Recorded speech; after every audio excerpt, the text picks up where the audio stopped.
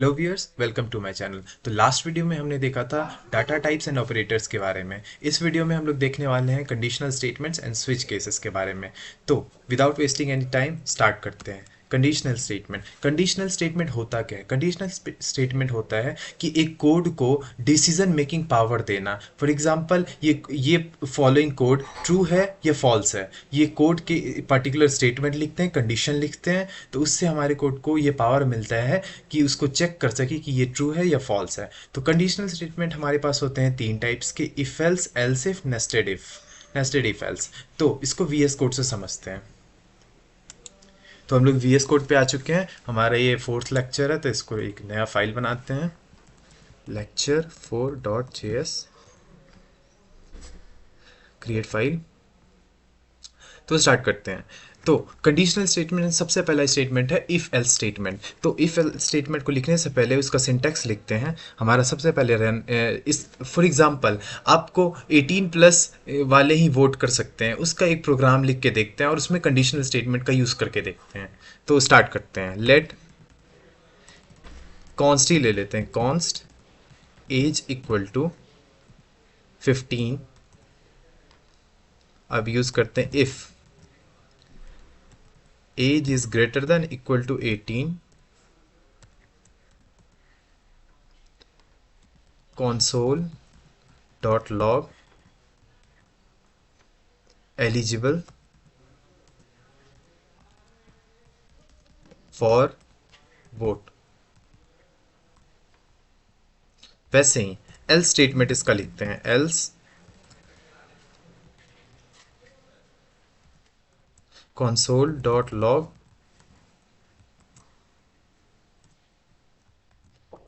not eligible।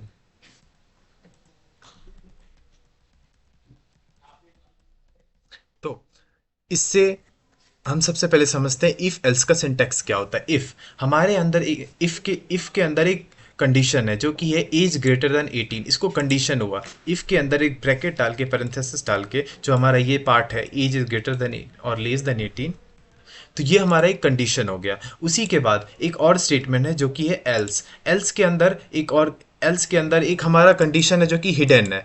If के अंदर सबसे पहले हमारा कोड ब्लॉक यहाँ से स्टार्ट होगा। कॉन्स्ट एज इक्वल टू 15 देखेगा, फिर देखेगा if age is greater than और इक्वल टू 18, जो कि हमारा कंडीशन है, उसको चेक करेगा। अगर हमारा एज ग्रेटर देन 18 रहा तो एलिजिबल फॉर वोट बताएगा, एल्स और फिर एल्स स्टेटमेंट में जाएगा। तो अगर वो एलिजिबल है, 18 प्लस है, तो उसको प्रिंट करा देगा yes eligible for vote.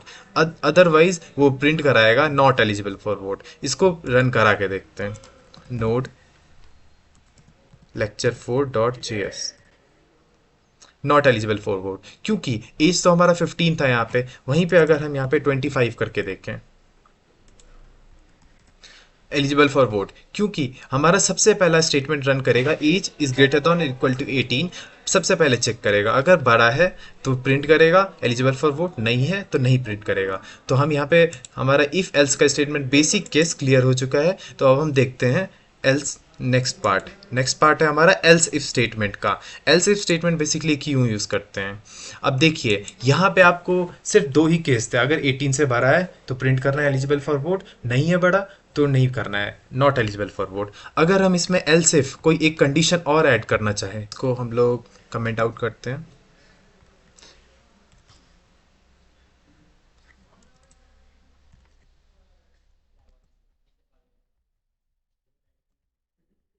Else if statement को हम लोग कैसे समझ सकते हैं? एक ग्रेडिंग सिस्टम का एग्जांपल लेते हैं। सबसे पहले जैसे 90 प्लस को ए देते हैं, 80 प्लस को बी देते हैं, ऐसा करके कुछ ग्रेडिंग सिस्टम में जहाँ पे मल्टीपल केसेस यूज हो रहे हो, वहाँ पे एल्स इफ स्टेटमेंट को आराम से समझ सकते हैं। तो सबसे पहले लेट मार्क्स इक्वल टू, ये कॉन्स्ट मार्क्स इक्वल टू,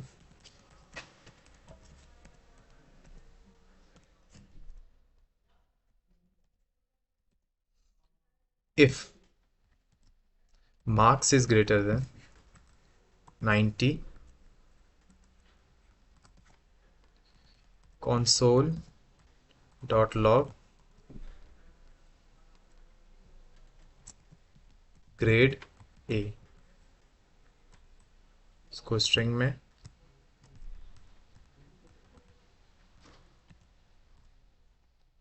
ठीक सिमिलरली इसी को कॉपी करते हैं।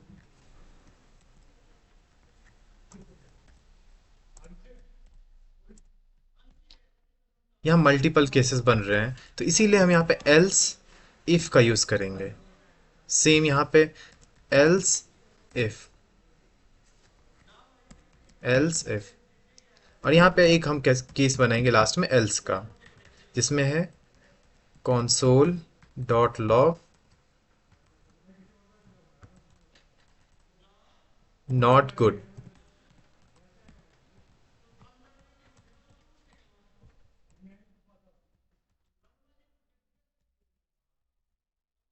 ठीक है, तो अब हम यहाँ पे ग्रेडिंग सिस्टम फिक्स करेंगे बी सी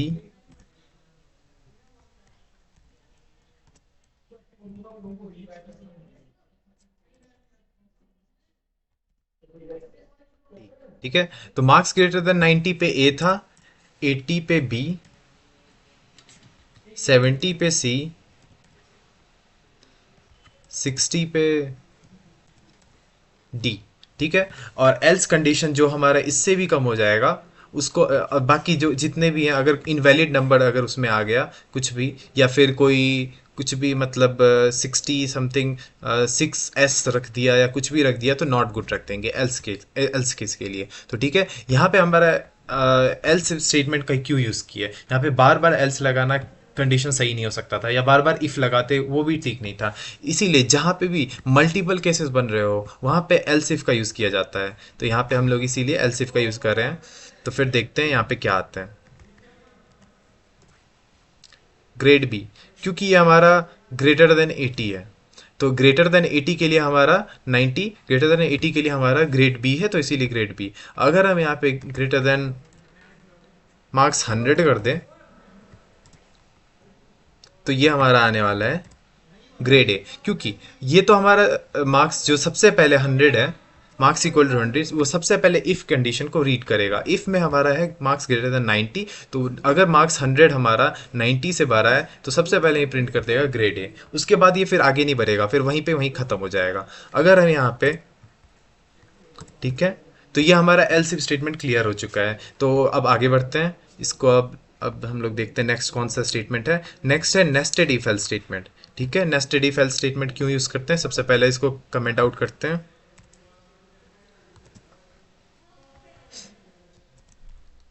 ठीक है, तो नेस्टेड इफ एल्स स्टेटमेंट को समझते हैं।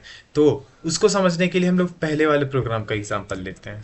पहले वाले प्रोग्राम में हमारा ये था नेस्टेड इफ एल्स स्टेटमेंट। जैसे सुन के लगता है इफ के अंदर एक और कंडीशन लगाना, एल्स के अंदर अंदर ही एक और कंडीशन लगा देना, इसको नेस्टेड इफ एल्स स्टेटमेंट कहते हैं। जैसे इसको प्रोग्राम से समझते हैं। इफ के अंदर हमारा ऑलरेडी है इफ एज ग्रेटर देन 18 और इक्वल टू 18, तो हमारा console dot log eligible for vote print करा रहा है। अगर इसी के अंदर एक हम प्रिंट कराएं एल्स, एल्स कंसोल, या फिर कोई कंडीशन लगा के एल्स के साथ या इफ के साथ ही कोई कंडीशन, इफ के अंदर इफ, इसी को बोलते हैं नेस्टेड इफ। एल्स के अंदर इफ भी, उसको भी नेस्टेड इफ एल्स स्टेटमेंट बोलते हैं। तो ये रहा हमारा, इफ के अंदर कोई कंडीशन डालते हैं, जैसे if age greater than 25, console dot log good citizens,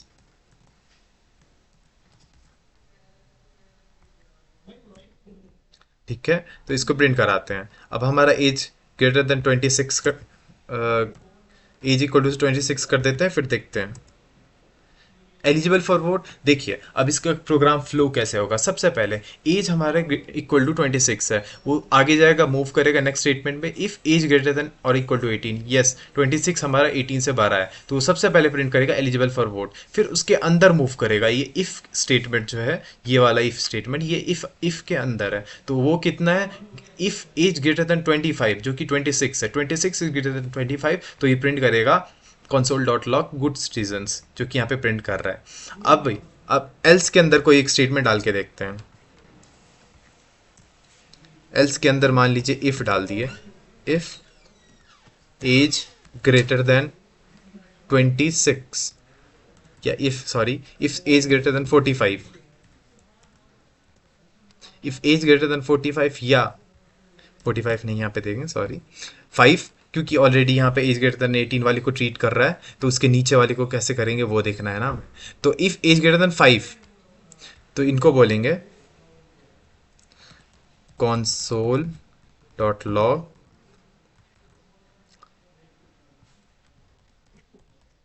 go to home.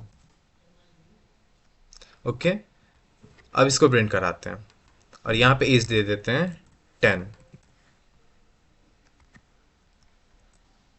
तो हमारा ये स्टेटमेंट कैसे चलेगा, इफ कॉन्स्ट हमारा दे रखा है एज इक्वल टू 10, तो ये नेक्स्ट स्टेटमेंट पे मूव करेगा। If age is greater than और इक्वल टू 18, तो ये चेक करेगा 10 इज नॉट ग्रेटर देन और इक्वल टू 18, तो ये यहाँ पे खत्म हो जाएगा। ये अब नेक्स्ट पे मूव करेगा एल्स पे, ये इफ से अब एल्स पे मूव करेगा। एल्स में ये सबसे पहले प्रिंट कराएगा console dot log not eligible for vote पे, तो ये यहाँ पे प्रिंट करा रहा है। अब ये नेक्स्ट स्टेटमेंट पे मूव करेगा, जो एल्स के अंदर एक नेस्टेड इफ का केस है, तो उसको ये करेगा यहाँ पे if age is greater than 5, जो कि हमारा एज 10 है, ग्रेटर देन 5, तो ये प्रिंट करा देगा गो टू होम। तो अब इससे क्लियर हो गया होगा नेस्टेड इफ एल्स स्टेटमेंट का। अब हम लोग आगे देखते हैं क्या है। तो हमारा यहाँ तक का कॉन्सेप्ट क्लियर हो चुका है कंडीशनल स्टेटमेंट का, इसको और भी आगे देखते रहेंगे। तो अब आगे देखते हैं टर्नरी ऑपरेटर्स का कॉन्सेप्ट। टर्नरी ऑपरेटर्स जो पिछले वीडियो में कुछ मिस हो गया था, उसको इसलिए छोड़े थे क्योंकि कंडीशनल स्टेटमेंट उस समय नहीं पढ़े थे। अब यहाँ पे देखते हैं टर्नरी ऑपरेटर्स का। इसको सबसे पहले इसको एक ठीक है, हाँ कमेंट आउट कर लेते हैं, नहीं एक नया बना लेते हैं, ठीक है। यहाँ पे ठीक है, const marks equal to 45, const result equal to marks is greater than or equal to 40, then check passed, otherwise failed। console dot log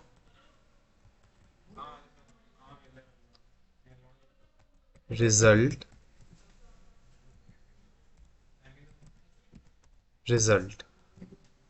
ठीक है।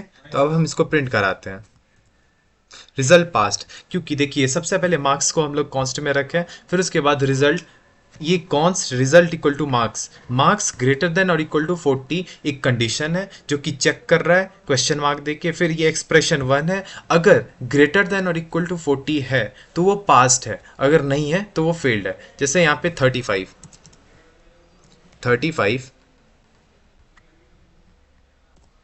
तो ये रिजल्ट फेल्ड, क्योंकि ये लेस देन और इक्वल टू लेस देन है 40, इसीलिए ये फेल्ड है। ठीक है, तो ये रहा हमारा टर्नरी ऑपरेटर का कॉन्सेप्ट। अब हम देखते हैं आगे, हमारा आगे का होने वाला है switch case. Switch case basically होता क्या है, alternative for conditional statement. Conditional statement तो यूज करते ही थे अभी तक, इफ एल्स एल्स इफ ये सब, लेकिन स्विच केस आया ही क्यों? स्विच केस आया जहाँ पे डिसीजन मेकिंग का यूज होता है, जहाँ बहुत सारे डिसीजंस या केसेस होते हैं, वहाँ पे हम लोग स्विच केसेस का यूज़ करते हैं। जैसे कि इसको एक VS कोड से समझते हैं कैसे इसको कर सकते हैं। इसका एक अलग बनाते हैं फाइल, न्यू फाइल, इसको बनाते हैं स्विच डॉट JS से, ठीक है।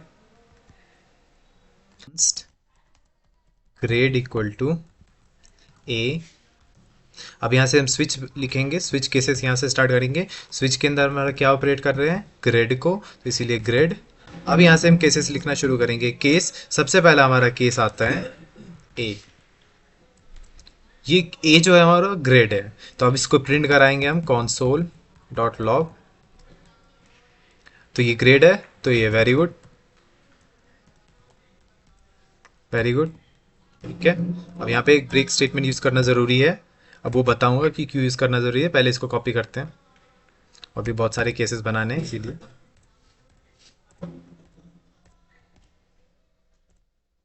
आई थिंक सही है, ABCD, ठीक है। एक ये बी हो गया, बी सेकंड केस, ये थर्ड केस, ये फोर्थ केस, इसकी ज़रूरत नहीं है, इतने सारे केसेस हो गए ऑलरेडी, समझने के लिए काफ़ी है। ठीक है, तो इसको ठीक कर लेते हैं। Very good, not good, average, less than good या ऑलमोस्ट, फेल। चलो फेल नहीं लिखते हैं, ऑलमोस्ट गुड, ऑलमोस्ट गुड। ठीक है, तो ये हमारा रहा स्विच। स्विच केस स्टार्ट कैसे होता है? सबसे पहले एक ग्रेड फिक्स किए ए, उसके अंदर स्विच केस में हम अपना ऑपरेटर ग्रेड डाले, तो वो हमारा रहा। तो अब वो ग्रेड को ऑपरेट करेंगे हम यहाँ से, और वो भी कैसे करेंगे? बहुत सारे केसेस बना के। केस ए में रहेगा हमारा, अगर केस ए रहता है मतलब हमारा ग्रेड ए रहता है तो वेरी गुड प्रिंट करेगा, ग्रेड बी रहता है तो गुड प्रिंट करेगा, ग्रेड सी रहेगा तो नॉट गुड प्रिंट करेगा, ऐसे ही बाकी सब कुछ। तो ठीक है, अब ब्रेक स्टेटमेंट क्यों यूज़ करते हैं? ब्रेक स्टेटमेंट यूज़ करते हैं इस स्टेटमेंट को यहीं पर ख़त्म करने के लिए। अगर ये कंडीशन यहाँ पे ट्रू हो जाता है तो ये यहीं के यहीं ख़त्म हो जाएगा, ये नेक्स्ट केस पे मूव नहीं करेगा। अब जैसे कि देख लीजिए, यहाँ पे प्रिंट कराते हैं। ठीक है, वेरी गुड, ये हमारा ग्रेड ए था तो इसीलिए यहाँ पे ये ग्रेड ए को ये वेरी गुड प्रिंट किया। अगर हम यहाँ से ब्रेक हटा देते हैं तो ये क्या करेगा पता है? ये नेक्स्ट स्टेटमेंट को भी रीड कर लेगा, जो कि हमारा पहला था केस ए, उसको तो रीड करा ही करा, वो ब्रेक नहीं था वहाँ पे, इसीलिए केस बी को भी रीड कर लिया। तो इसीलिए हम यहाँ पे ब्रेक का लाएंगे। ठीक है, अब यहाँ पे केसेस तो समझ लिए। एक केस अगर मान लीजिए डिफ़ॉल्ट केस होता है, डिफ़ॉल्ट ये बेसिकली कुछ नहीं होता, ये जैसे अल्टरनेटिव फॉर एल्स स्टेटमेंट बोल सकते हैं इसको। जैसे कंडीशनल स्टेटमेंट में एल्स का यूज़ कर देते हैं, वैसे यहाँ पे डिफ़ॉल्ट का यूज़ किया जाता है स्विच केसेस में। तो डिफ़ॉल्ट में हम करते हैं console dot log invalid grade. ठीक है, मान लीजिए कोई एफ वगैरह रखा तो वो फिर इनवैलिड बता देगा, जैसे कि इसको एफ या जी कुछ भी, तो ये इनवैलिड ग्रेड बताएगा, क्योंकि ये सारे केसेस से मैच नहीं करता, ये डिफ़ॉल्ट से मैच कर रहा है। तो डिफ़ॉल्ट केसेस का भी ये बेसिकली एल्स का ही पार्ट था, वो उसी का एक अल्टरनेटिव था। तो ये पूरा क्लियर हो गया होगा, स्विच केस भी पूरा क्लियर हो गया होगा, और कंडीशनल स्टेटमेंट भी क्लियर हो गया होगा। तो इस वीडियो के लिए इतना ही था, मिलते हैं नेक्स्ट वीडियो में। तब तक के लिए हाँ, एक चीज़ बता देना चाहता हूँ कि अगर कोई भी डाउट आए तो कमेंट सेक्शन में पूछ लीजिएगा। वैसे डाउट बहुत सारे आते हैं, मुझे भी आते थे जब सीख रहा था। तो अगर कोई भी ऐसा डाउट आ रहा हो तो पूछ लीजिएगा कि जी मुझे भी अच्छा लगता है। ठीक है, तब तक के लिए ओके, बाय, टेक।